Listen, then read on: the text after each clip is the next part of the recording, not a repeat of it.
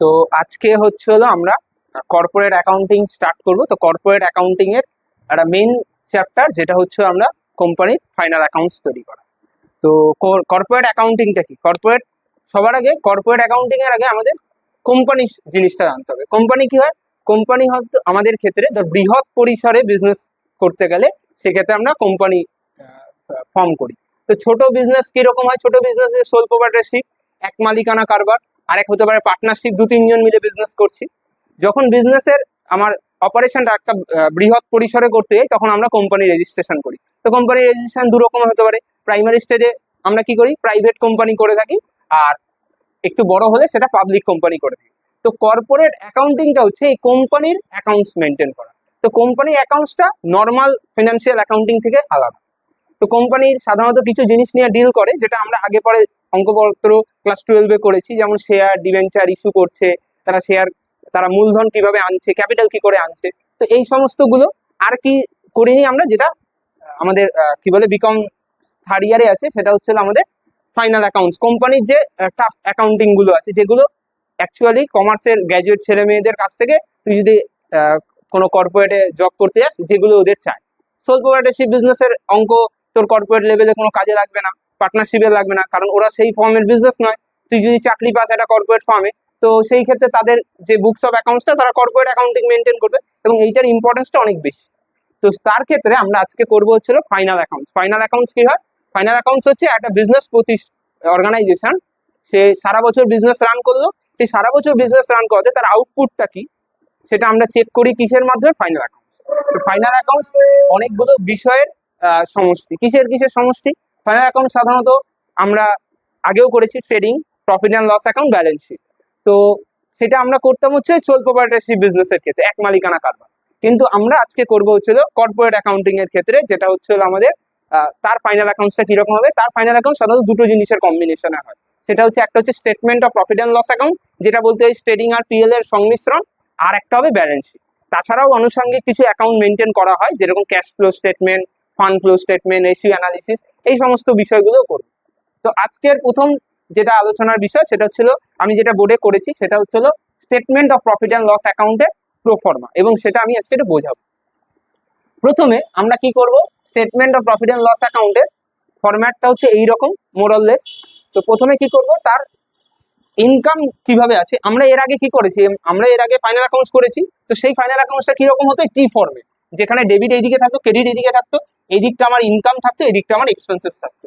প্রথমে আমার trading account থাকতো, সেখান থেকে গ্রস প্রফিট বেরোতো বা গ্রস লস বেরোতে, আবার তারপরে আমরা প্রফিট অ্যান্ড লস করতাম, সেখান থেকে আমার নেট প্রফিট নেট লস বেরোতো। তো আমি এবার কি করব? এইবারে এইটা হচ্ছে কোম্পানিজ অ্যাক্ট 2013, এইটা অনুযায়ী যে ফরম্যাট দেওয়া আছে সেটা হচ্ছে ভার্টিক্যাল ফরম্যাট, এই লম্বালম্বি এইভাবে আমাদের করতে হবে। সেই চারটা তুই ফাইনাল অ্যাকাউন্টসের যদি কনসেপ্ট আগেরটা থাকে সোল প্রোপ্রাইটারশিপে, এটা অনেক ইজি হয়ে যাবে, কারণ এখানে শুধু ফরম্যাটটাই আলাদা, নতুন জিনিসপত্র একটু কমই। তো তাহলে যাদের ওই আগের সেটা কনসেপ্টটা ক্লিয়ার আছে তাদের ক্ষেত্রে এটা সুবিধাই হবে, শুধু নতুন ফরম্যাটটা তাকে অ্যাডপ্ট করতে হবে। তো ফরম্যাটটা কি হবে? প্রথমে আসছি আমরা, তার ইনকাম সাইডটা আমরা আগে ক্যালকুলেট করবো। আগে আমরা করতাম কি, ওই মেইন ইনকাম, তারপরে আদার ইনকাম আনতাম। এখানে কি হবে? ইনকাম আগে আনবো, তারপরে যাবতীয় যা এক্সপেন্সেস আছে সেগুলো আনবো, নেট প্রফিট বেরোবে। তো ইনকামের মধ্যে প্রথম আসছে রেভিনিউ ফ্রম অপারেশন।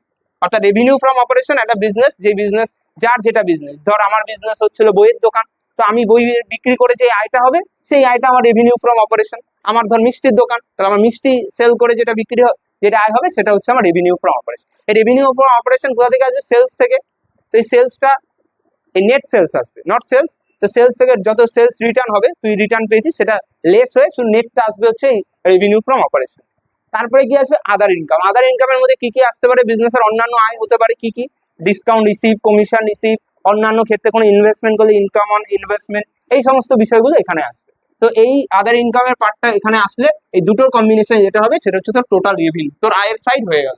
তবে বুঝতে পারবি একটা জিনিস আমি এখানে মিস করেছি, সেটা হচ্ছে নোটস টু অ্যাকাউন্টস। এই পার্টটা ফাইনাল অ্যাকাউন্টস এর মোর ইম্পর্টেন্ট। এই পার্টের মধ্যে কি থাকবে? তোর যাবতীয় যা ডিটেলিংস হবে, এখানে তোর নাম্বারিং দিয়ে ওয়ার্কিং নোট যেরকম করতাম সেইখানে এই যে নাম্বারিং হবে। যেমন কথার কথা, এই যে আমি revenue from operation net sales করছি, তো নেট সেলস তো তোর ডাইরেক্ট বেরোবে না, তোকে করতে হবে, ক্যালকুলেশন করতে হবে। সেই ক্যালকুলেশন গুলো তুই নোটস টু অ্যাকাউন্টস বা ওয়ার্কিং নোটসে করবি, 1 2 যেখানে যেটা যার মনে হবে সেরকম করতে থাকবে।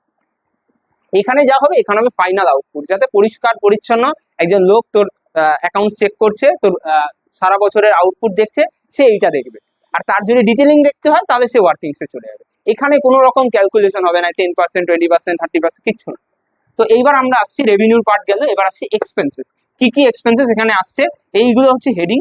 এটা ফরম্যাট কে দিয়েছে, কোম্পানিস অ্যাক্ট 2030, এর বাইরে তুই যেতে পারবি না। এই ফরম্যাট তুই ফলো করবি, যেগুলো তোর ক্ষেত্রে আসবে আনবি, যেগুলো আসবে না আসবে না, তুই নিজে কোনো কিছু বানাতে পারবি না। প্রথমে আসছে কস্ট অফ মেটেরিয়াল কনজিউম। তুই যে প্রোডাক্টটা বানাচ্ছিস সেই প্রোডাক্টটা বানাতে গিয়ে তোর মেটেরিয়াল বাবদ যদি কোনো খরচ হয়, সেই মেটেরিয়ালের কনজামশন পার্টটা আসবে। কনজামশন আমরা করেছি র মেটেরিয়াল কনজিউম যেরকম করতাম, সেরকম কি হতো, ওপেনিং স্টক অফ র material at purchase less closing stock of material, সেটা করলে আমার কস্ট অফ মেটেরিয়াল কনজিউম এটা আসতো। দেন আসবে purchase of stock in trade. তুই কোনো ফিনিশ প্রোডাক্ট কিনেছিস, ট্রেডিং বিজনেস অর্থাৎ জিনিস কিনে বিক্রি করা, প্রোডাকশনটা তোর কোনো এখানে ইম্পর্টেন্ট নেই, সেক্ষেত্রে তোর ধর স্টক ইন ট্রেড কিনেছিস, সেই পারচেসের পার্ট, এই পারচেসটাও নেট পারচেস। নেট পারচেস কি করে আসবে, টোটাল পারচেস লেস রিটার্ন। দেন আসছে চেঞ্জেস ইন ইনভেন্টরি, এটা একটা ইম্পর্টেন্ট, কেননা আমরা ফাইনাল অ্যাকাউন্টস করতে গেলে ওপেনিং স্টক ক্লোজিং স্টক আনতাম অঙ্কে, কি করতাম, ক্লোজিং স্টকটা এই সাইডে আনতাম ক্রেডিট সাইডে, ওপেনিং স্টকটা ডেবিট সাইডে আনতাম। এখানে এইসব আনতাম না, একটাই হবে কি, ইনভেন্টরিজের যে চেঞ্জেস হচ্ছে সেটা আসবে। এবার আমরা কি করছি, এটা এক্সপেন্সেস এর পার্ট, তো এক্সপেন্সেস এর পার্টে ওপেনিং স্টকটা থাকে, তো ওপেনিং স্টকটাকে আমরা আগে রাখবো, ক্লোজিং স্টকটাকে লেস করবো। ধর opening stock 20,000, closing stock 10,000, 20,000 minus 10,000, 10,000 যে চেঞ্জেসটা সেটা আমাদের পজিটিভ চেঞ্জ এখানে আসবে। ধর সাপোজ ক্লোজিং স্টকটা বেশি আছে, ক্লোজিং স্টকটা 20,000, ওপেনিং স্টকটা 10,000, সেক্ষেত্রে কি হবে, 10,000 মাইনাস 20,000 হয়ে যাচ্ছে মাইনাস 10,000, সেখানে মাইনাস ফিগারে আসবে। চেঞ্জেস ইন ইনভেন্টরি যদি ক্লোজিং স্টক বড় হয় তাহলে মাইনাসে আসবে, চেঞ্জেস ইন ইনভেন্টরি যদি ওপেনিং স্টক বড় হয় তাহলে পজিটিভে আসবে। এই হচ্ছে opening stock. Working progress finish গুডসও আসতে পারে, মানে মাঝামাঝিও আসতে পারে, র মেটেরিয়ালও আসতে পারে। আচ্ছা, এমপ্লয়ি বেনিফিট এক্সপেন্সেস আরেকটা হেড। এমপ্লয়ি বেনিফিট এক্সপেন্সেস কোনগুলো, তোর বিজনেসে যারা কাজ করছে তাদেরকে তুই নানান রকমের যে সুবিধাগুলো দিচ্ছিস, সেটা কি ধর in terms of salary, in terms of wages, তাছাড়া ধর কন্ট্রিবিউশন টু পিএফ, এই সমস্ত কিছু যাবতীয় তাদের ডাইরেক্ট বেনিফিট যেটা হয়, এই ধর করেওছিস স্যালারি ওয়েজেস, সেগুলো এখানে আসবে employee benefit expenses. Financial cost one of the important, যেটা আমরা সোল প্রোপ্রাইটরশিপ বিজনেসে করতাম না, কিন্তু ফিনান্সিয়াল কস্টটা আমরা ইসের ক্ষেত্রে কনসিডার করবো খুব গুরুত্ব সহকারে। কেন, কারণ হচ্ছে হলো কোম্পানি সাধারণত একজনের টাকায় চলে না। কোম্পানি কি করে থাকে, পাবলিক কোম্পানি হলে জনসাধারণের কাছ থেকে শেয়ার ফেয়ারের মাধ্যমে টাকা সংগ্রহ করে, তাছাড়াও কি করে, লোন নিয়ে থাকে, লং টার্মের লোন নেয়, শর্ট টার্মের লোন নেয়, ডিবেঞ্চার ইস্যু করে থাকে। তো এইগুলোর ক্ষেত্রে কোম্পানিকে একটা কি কস্ট বিয়ার করতে হয়, financial cost, one of the important cost. এই কস্টটা কি, এই কস্টটা হচ্ছে ওই তোর ফিনান্স করার জন্য যা যা তোর যাবতীয় খরচ। তবে অবশ্যই শেয়ার ক্যাপিটালের উপর যে কস্টটা হচ্ছে সেটা আসবে না, কারণ সেটা ওনারদের দেওয়া। যারা ওনার নয়, যারা লেন্ডার, যেমন ডিবেঞ্চার হোল্ডার, যেমন তুই ব্যাংকের থেকে লোন নিলি, তাদেরকে তুই যে ইন্টারেস্টটা পে করবি সেটা আসবে তো ফিনান্সিয়াল কস্ট, যাদের ইন্টারেস্টটা পে করবি। দেন আসছে ডেপ্রিসিয়েশন অ্যামর্টাইজেশন। বিজনেস চালাতে গেলে এটা বিশাল বড় বিষয়, যে তোর অ্যাসেট থাকবে, নানান রকমের plant and machinery, land and building, তারপরে ছিল আরো যা যা থাকে না, কি বলে, ডেপ্রিসিয়েশনটা আসবে ট্যাঞ্জিবল আইটেমের জন্য যেগুলো স্পর্শনীয়, আর অ্যামর্টাইজেশন হবে ইনট্যাঞ্জিবল আইটেম, যেমন পেটেন্ট, গুডউইল, এগুলো তোর অ্যাসেট কিন্তু ইনট্যাঞ্জিবল, চোখে দেখতে পাচ্ছিস না, সেগুলোর অ্যামর্টাইজেশন হয়, প্রত্যেক বছর কমতে থাকে। তো সেই পার্টগুলো এখানে আছে। এই যে বিষয়টা ডেপ্রিসিয়েশন অ্যামর্টাইজেশন একটা বড় হেড, এর আন্ডারে কি হবে, যত ওয়ার্কিংস করবে নোটস টু অ্যাকাউন্টস, এখানে শুধু আলটিমেট নেট অ্যামাউন্ট আসবে, তোকে কিন্তু ক্যালকুলেশন সব ডিটেলিংসে করতে হবে। দেন আসছে আদার এক্সপেন্সেস। আদার এক্সপেন্সেস মানে ওই আদার এক্সপেন্সেস, ধর রেন্ট, ট্যাক্সেস, তারপরে হচ্ছে ইলেকট্রিসিটি, তারপরে আর যাবতীয় সানডি এক্সপেন্সেস, যাবতীয় যা এক্সপেন্সেস গুলো কোনো হেডের মধ্যে আনতে পারলি না, যেমন আমাদের ওই সেই ট্যাক্সের ইনকাম ফ্রম আদার সোর্স, এমন একটা হেড যেটা ওই 4টে হেডের মধ্যে কিছু না এলে একটা মধ্যে ঢুকিয়ে দিলাম, ঠিক তেমনই আদার এক্সপেন্সেস এখানে এইগুলোর মধ্যে যেগুলো আনতে পারলি না, যা আছে সব আদার এক্সপেন্সেস দিতে পারিস। তো তার ফলে কি হবে, তোর ধর কোনো কারণে তুই হয়তো কোনো আইটেম এমপ্লয়ি বেনিফিট এক্সপেন্সেস আসার কথা, তুই ভুল করে আদার এক্সপেন্সেস, অঙ্ক তো মিলবে, হয়তো তোর মনে হবে যে মানে যে খাতাটা দেখবে হয়তো কনসেপচুয়াল একটু ওর ভুল আছে, অঙ্ক ভুল হবে না, তুই কোনো স্কিপ করলি। হ্যাঁ, এটা শেষ করি। তো আদার এক্সপেন্সেস করলাম, তো আদার এক্সপেন্সেস দিয়ে আমি কি করবো, এই যে যাবতীয় যা এক্সপেন্সেস গুলো আছে সেগুলো সব অ্যাড করলাম, সেটা করলে আমার টোটাল এক্সপেন্সেস বেরোবে। এই যে টোটাল রেভিনিউ আছে, সেই টোটাল রেভিনিউ থেকে টোটাল এক্সপেন্সেস বাদ দিলে যেটা থাকবে সেটা হচ্ছে প্রফিট বিফোর এনি এক্সেপশনাল আর এক্সট্রাঅর্ডিনারি আইটেম, এরপরে একটু পার্ট আছে, এইটাই হচ্ছে আমাদের মেইন পার্ট, তারপরে টুকটাক আইটেম আছে। এবার হচ্ছিল এর সেকেন্ড পার্টটা, profit and statement of PL এর যে পার্টটা আমরা করি, net profit before exceptional extraordinary item, আগের পার্টটা যেখানে শেষ হয়েছে সেখান থেকে এখানে স্টার্ট হচ্ছে। এইবার কিছু আইটেম যেগুলো তোর আমরা সোল প্রপার্টিশিপ বিজনেসের ক্ষেত্রে করতাম না, কিন্তু আমাদের এই কর্পোরেটের ক্ষেত্রে করতে হবে, সেগুলো কি আসছে? সেগুলো আসছে হচ্ছে এক্সেপশনাল আইটেমস। কিছু আইটেমস আছে যেগুলো নর্মাল কোর্স অফ বিজনেসে হয় না, তো সেগুলো ধর এখানে আসবে। সেখান থেকে আসবে আমার net profit before tax, net profit before tax. তো নেট প্রফিট বিফোর ট্যাক্সের পার্ট থেকে আমরা আসবে ট্যাক্স এক্সপেন্সেস, যেটা আমাদের অন্য আগের কোনো করিস। এই ট্যাক্স এক্সপেন্সেস কি? ট্যাক্স এক্সপেন্সেস, এই ট্যাক্স এক্সপেন্সেস হতে পারে প্রভিশন ফর ট্যাক্সেশন। অর্থাৎ ধর তুই একটা বিজনেস ফার্মের 1 লাখ টাকা প্রফিট হয়েছে, এবং সেই 1 লাখ টাকা প্রফিটের ওপর কি করছে কোম্পানি? 30% ট্যাক্স স্ল্যাবে আছে, তো 30% তাকে প্রভিশন করতে হচ্ছে, অর্থাৎ এই টাকাটাকে ট্যাক্স দিতে হবে। তো 1 লাখের 30% 30,000 টাকা, তো সেই 30,000 টাকা তো প্রভিশন ফর ট্যাক্সেশনে আসবে, সেটা বাদ দিয়ে প্রফিট আফটার ট্যাক্স 70,000। সেখান থেকে তুই কি করবি? এইবার কোম্পানি কি করবে? তার যারা ওনার আছে, শেয়ার হোল্ডাররা, দু ধরনের শেয়ার হোল্ডার আছে, একটা হচ্ছে কোম্পানির সাধারণত দু ধরনের শেয়ার হোল্ডার আছে, একটা হচ্ছে ইকুইটি শেয়ার হোল্ডার, একটা হচ্ছে প্রেফারেন্স শেয়ার হোল্ডার। তো equity share holder, preference share হোল্ডারদের ওপর তাদের যে ক্যাপিটাল কন্ট্রিবিউশন, তার উপর কোম্পানি কি করে থাকে প্রত্যেক বছর তাদের প্রফিটের ওপর বেস করে একটা পার্সেন্টেজ অফ ডিভিডেন্ড তারা ডিক্লেয়ার করে থাকে। সেই প্রপোজ ডিভিডেন্ডটা এখানে আসবে, এবং সেই প্রপোজ ডিভিডেন্ডটা বাদ দেওয়ার পর যেটা পড়ে থাকবে সেটাই হচ্ছিল নেট প্রফিট, এবং সেটাই আমার ব্যালেন্স শিটে চলে যাবে। এবার আলোচনা করব হচ্ছিল আমাদের ব্যালেন্স শিট নিয়ে। তো ব্যালেন্স শিট আমরা আগেও জেনেছি, বাট এই ব্যালেন্স শিটটা আমাদের টি ফর্মের নয়, এই ব্যালেন্স শিটটা আমাদের ভার্টিক্যাল ফরম্যাট। যেরকম আমরা প্রফিট অ্যান্ড লস অ্যাকাউন্টটা করলাম ভার্টিক্যাল ফরম্যাটে, সেরকম এইবারে ব্যালেন্স শিটটাও কিন্তু ভার্টিক্যাল ফরম্যাট অ্যাজ পার আমাদের কোম্পানিজ অ্যাক্ট 2013। তো ভার্টিক্যাল ফরম্যাটে যাই হোক, ব্যালেন্স শিটটা সাধারণত আমাদের যে কোনো প্রতিষ্ঠানের যে বছরের শেষে তার যে সম্পত্তি এবং দায়, অর্থাৎ অ্যাসেট এবং লায়াবিলিটিসের যে পজিশন, সেটা জানতে আমাদের সাহায্য করে থাকে।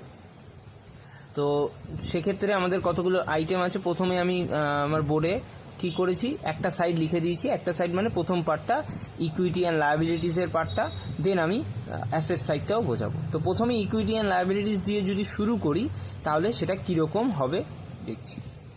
তো ইকুইটি অ্যান্ড লায়াবিলিটিস এর প্রথম যে এটা শুরু হবে সেটা হচ্ছিল 1 নম্বর হচ্ছিল শেয়ার হোল্ডার ফান্ড। এই শেয়ার হোল্ডার ফান্ড বলতে সাধারণত বোঝায় কোম্পানির যারা শেয়ার সাবস্ক্রাইব করে থাকে তাদের অধীনে থাকা বা তাদের আয়ত্তে থাকা যে পরিমাণ অর্থ থাকে। তো শেয়ার হোল্ডার ফান্ডের মধ্যে কি কি আসবে? প্রথমে আসবে হচ্ছিল আমার শেয়ার ক্যাপিটাল। শেয়ার ক্যাপিটাল বলতে এখানে প্রতিষ্ঠানের নানান ধরনের শেয়ার থাকতে পারে। সাধারণত দু ধরনের শেয়ারের ওপরই আমরা আলোচনা করব, একটা হচ্ছে ইকুইটি শেয়ার আর হচ্ছে প্রেফারেন্স শেয়ার। অর্থাৎ কোম্পানি ইকুইটি শেয়ার ক্যাপিটাল কত এবং প্রেফারেন্স শেয়ার ক্যাপিটাল কত, তারই কম্বিনেশন হচ্ছে শেয়ার ক্যাপিটাল। দেন আসছি আমরা 2 নম্বর part, reserve and surplus. So reserve and সারপ্লাসটার মধ্যে অনেক কিছু আসবে। তো সাধারণত কোম্পানির যদি কোনো সারপ্লাস আগের বছরে থাকে সেটা আসবে, সঙ্গে এবছরে যে প্রফিট অ্যান্ড লস করে লাস্টে যে ব্যালেন্সটা বেরোলো সেটা আসবে। তাছাড়া কোম্পানি জেনারেল রিজার্ভ থাকতে পারে, ক্যাপিটাল রিজার্ভ থাকতে পারে, সিকিউরিটিস প্রিমিয়াম বাবদ থাকতে পারে, এই সমস্ত যাবতীয় যা আমার রিজার্ভ অ্যান্ড সারপ্লাসের মধ্যেই আসবে। আচ্ছা, তারপরে কি আসবে আমাদের? তারপরে আসবে হচ্ছে আমাদের share application money pending for allotment. অনেক সময় কি হয় যে কোনো আমরা সাধারণত এখন এটা আর হয় না, আগে কি হতো শেয়ারের টাকা আমরা প্রতি পার্টে পার্টে নিতে হবে, অ্যাপ্লিকেশন, অ্যালটমেন্ট, কল, এগুলো।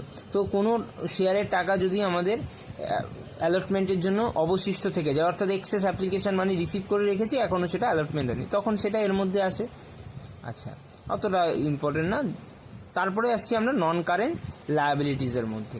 এই নন কারেন্ট লায়াবিলিটিসটা খুব ইম্পর্টেন্ট। এই নন কারেন্ট লায়াবিলিটিস সাধারণত দীর্ঘমেয়াদী আমাদের দায়, সাধারণত 1 বছরের বেশি সময়ের জন্য।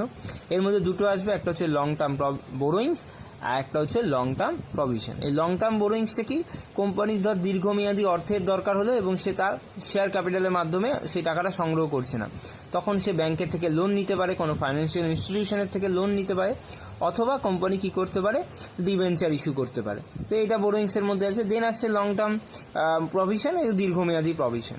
এরপরে আসছে ইম্পর্টেন্ট যেটা হচ্ছে আমাদের কারেন্ট লায়াবিলিটিস। কারেন্ট লায়াবিলিটিস সাধারণত স্বল্পমেয়াদী দায়, 1 বছরের অল্প সময়ের মধ্যে আমরা যে অর্থ পরিশোধ করে থাকি। তার মধ্যে আসছে ট্রেড পেয়েবল।